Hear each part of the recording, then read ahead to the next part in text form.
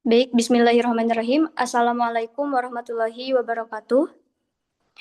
Yang saya hormati dosen pengampu mata kuliah Manajemen Koperasi dan UMKM, dan yang saya banggakan rekan-rekanku sekalian, beserta rekan-rekan kelompok 3. Pada kesempatan kali ini, kami akan mempresentasikan hasil dari wawancara kelompok 3 terkait wawancara di UMKM Abon Ikan Lele Galunggung Dia. Namun sebelum ke pemaparan, izinkan saya untuk memperkenalkan diri terlebih dahulu. Perkenalkan, saya Rifa Nurfatwa dan ada rekan saya. Dipersilahkan untuk memperkenalkan diri. Perkenalkan, nama saya Karisa Ramadewi dengan ujung NPM 031.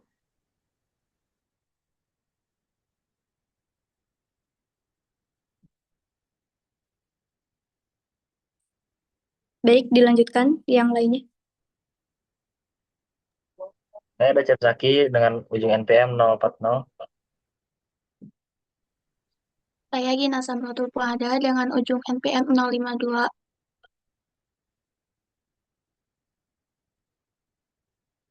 Saya Muhammad Fatia Suban dengan ujung NPM 132.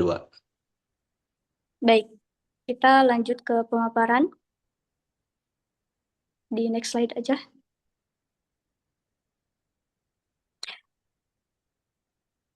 Nah, di sini kita akan bahas terlebih dahulu terkait apa itu UMKM.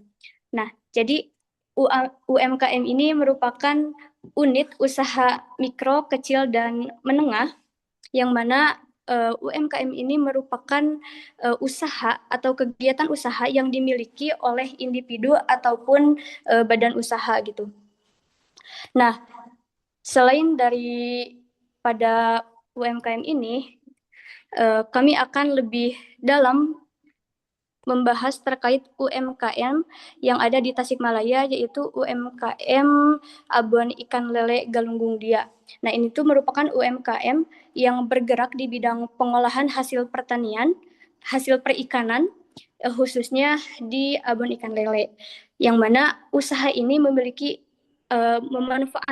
memanfaatkan bahan baku lokal untuk menghasilkan produk olahan yang memiliki nilai ekonomi gitu.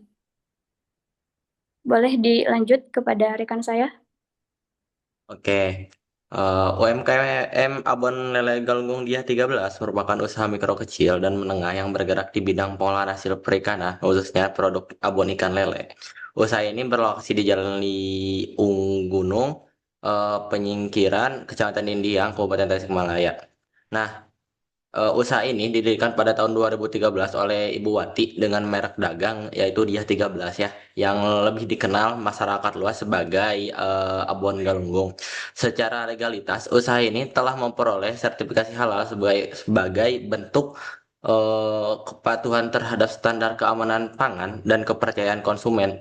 Nah, tujuan awal pendirian usaha ini adalah untuk meningkatkan perekonomian keluarga sekaligus membuka peluang kerja bagi masyarakat sekitar. Sehingga selain memiliki selain eh, memiliki dimensi ekonomi, usaha ini juga memiliki kontribusi sosial dalam penyerapan tenaga kerja lokal. Nah, berdasarkan hasil observasi dan wawancara kami, jumlah tenaga kerja yang dipekerjakan sekitar ada antara 5 sampai 10 orang dengan sistem kerja harian yang bersifat fleksibel, tergantung pada jumlah produksi itu.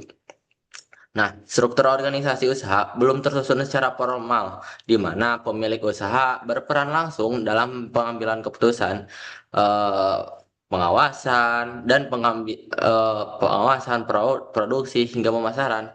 Pola pengolahan ini mencerminkan karakteristik owner business manajemen yang umum ditemui pada UMKM di Indonesia, di mana seluruh fungsi manajemen masih terpusat pada pemilik usaha.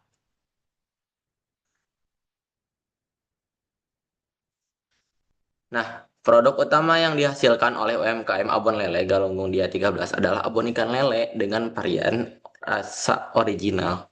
Seiring dengan perkembangan usaha, dilakukan diversifikasi produk berupa abon ayam dan abon sapi untuk memenuhi berbagai selera konsumen dan memperluas jangka pasar. Dari aspek struktur biaya, harga bahan baku ikan lele sebesar 25.000 per kilo Sedangkan harga jual abon lele ditetapkan sebesar 200.000 per kilogram. Margin yang cukup besar antara harga bahan baku dan harga jual menunjukkan adanya nilai tambah yang signifikan dalam proses pengolahan yang meliputi tahapan pembersihan, pengukusan, penggorengan, hingga pemasaran. Nah, strategi penetapan harga dilakukan dengan pendekatan segmentasi pasar melalui variasi ukuran kemasan. Tersedia tiga varian kemasan, yaitu kemasan 25 gram dengan harga 5.000 yang ditentukan untuk konsumen akhir dengan permintaan kecil. Nah, kemasan yang kedua yaitu 50 gram seharga 10.000 yang dikhususkan untuk mitra atau reseller. Dan kemasan yang terakhir yaitu 100 gram seharga 25.000. Pendekatan ini menunjukkan adanya upaya untuk menjangkau segmen pasar yang beragam, mulai dari konsumen, individu yang hingga mitra distribusi. Namun demikian, berdasarkan hasil wawancara, produk ini masih menghadapi permasalahan terkait persepsi konsumen terhadap bahan dasar ikan lele yang belum sepenuhnya diterima oleh semua kalangan masyarakat. Oke, selanjutnya akan diserahkan kepada rekan saya. Baik, yang selanjutnya ada proses produksi dan operasional. Proses produksi abon lele ikan ini masih dilakukan secara bertahap dan juga masih menggunakan secara manual gitu. Tahapan produksinya dimulai dari pembersihan ikan lele, lalu setelah dibersihkan dilakukan pengukusan sekitar selama 1 jam, lalu dipisahkan antara daging dan juga kulit. Nah, kulitnya ini pas diwawancara si ibu bilang bisa dijadikan kerupuk kulit gitu kayak kulit sapi. Lalu setelah itu pencampuran dengan bumbu rempah-rempah seperti bawang merah dan yang lainnya. Lalu melakukan penggorengan hingga kering. Nah, pas proses penggorengan ini harus dilakukan secara teliti, ya seperti sering diaduk supaya tidak lengket karena bumbu-bumbunya itu ada gulanya, dan juga setelah digoreng dimasukkan ke alat spinner untuk mengurangi kadar minyak pada produksi akhir. Nah, berdasarkan hasil wawancara, kapasitas produksi dapat mencapai sekitar 30 kg abon per hari dengan penggunaan bahan baku hingga 1 kintal per hari. Akan tetapi, produksi tidak selalu dilakukan setiap hari secara penuh, karena produksi disesuaikan dengan permintaan pasar dan ketersediaan bahan baku. Nah, dalam praktiknya, produksi biasanya dilakukan secara bertahap, baik berdasarkan pesanan maupun untuk stok terbatas. Hal ini menunjukkan bahwa sistem produksi yang digunakan belum sepenuhnya terencana, melainkan masih bersifat fleksibel dan mengikuti kondisi pasar. Penggunaan teknologi dalam proses produksi juga masih terbatas pada alat sederhana seperti spinner. Jadi, efisiensi produksi dan konsistensi kualitas produk sangat bergantung pada keterampilan tenaga kerja. Terus selanjutnya, diserahkan kepada rekan saya.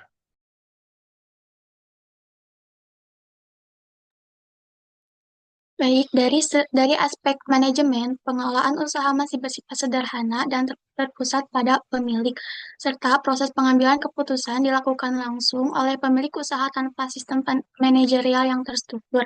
Sehingga kondisi ini memudahkan pengambilan keputusan namun membuat beban kerja pemilik tinggi dan usaha sulit berkembang. Lalu, fungsi manajemen seperti perencanaan, pengorganisasian, pengarahan, dan pengawasan belum diterapkan secara sistematis. Akibatnya, kegiatan usaha kurang efisien dan sulit dikendalikan. Oleh karena itu, diperlukan manajemen yang lebih terstruktur. Lalu, dari aspek keuangan, sistem pencatatan keuangan usaha masih manual dan belum terorganisir, sehingga menyulitkan pemilik dalam mengetahui laba, arus kas, dan juga kondisi usaha. Penggunaan pencatatan sederhana atau digital dapat membantu pengelolaan keuangan. Lalu, sumber modal usaha berasal dari dana pribadi tanpa keterlibatan lembaga keuangan atau pinjaman eksternal. Hal ini mengurangi resiko utang tetapi membatasi pengembangan usaha. Nah, berdasarkan wawancara, pendapatan usaha itu diperkirakan antara 5 sampai 10 juta per bulan atau bisa diperkirakan sekitar 120 juta per tahun. Hal ini menunjukkan usaha memiliki potensi yang cukup baik jika dikelola lebih optimal.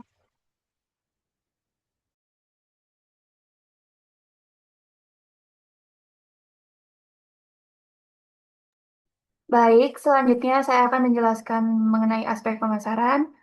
Jadi, pemasaran produk ini dilakukan melalui beberapa saluran. Nah, yang pertama itu penjualan langsung pada konsumen di lingkungan sekitar. Artinya, produsen tidak selalu bergantung pada pihak ketiga, tapi bisa langsung menjangkau ke pembelinya. Selain itu, produk juga dipasarkan melalui keikutsertaan dalam kegiatan bazar. Ini penting karena bisa memperluas jangkauan pasar sekaligus memperkenalkan produk ke konsumen baru.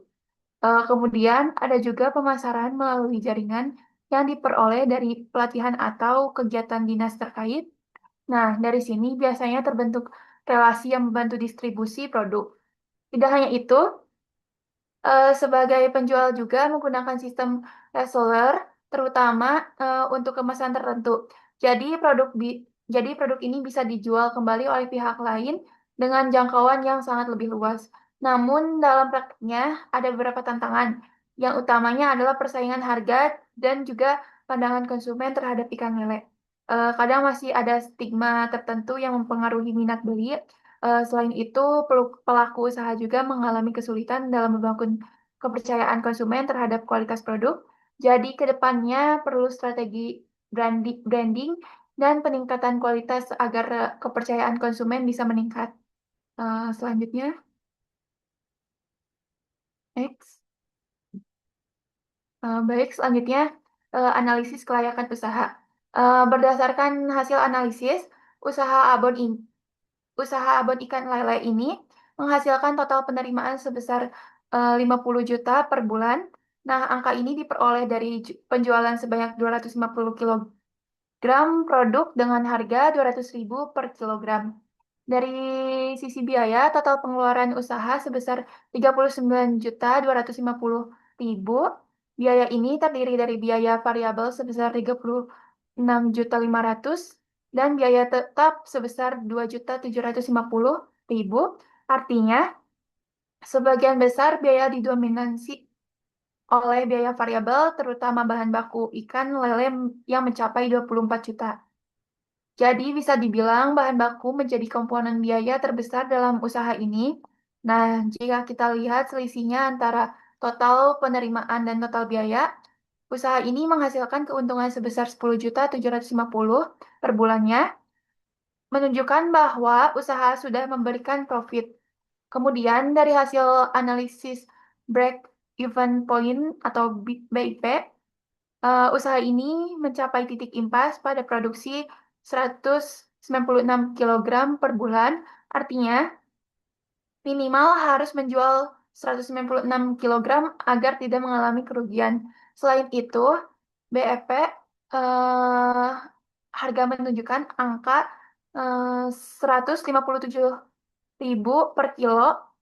Jadi, harga jual tidak boleh di bawah angka tersebut agar usahanya tetap menguntungkan. Dari hasil ini dapat disimpulkan bahwa usaha abon ikan lele ini layak untuk dijalankan karena sudah menghasilkan keuntungan dan memiliki titik yang impas yang jelas. Selanjutnya akan dilanjutkan oleh rekan saya. Nah, di sini saya akan menyimpulkan dari hasil pemaparan rekan-rekan saya. Jadi, UMKM abon ikan lele ini bisa disimpulkan memiliki potensi yang cukup baik dan dinilai layak secara finansial karena tadi sudah memiliki keuntungan yang lumayan besar gitu. Tetapi meskipun begitu dalam perjalanannya UMKM ini juga mengalami kendala seperti sistem manajemen usahanya yang masih sederhana, pencatatan keuangannya yang belum tertata dengan baik, serta proses produksi yang masih kurang efisien. Terus dalam proses strategi pemasarannya juga masih terbatas gitu.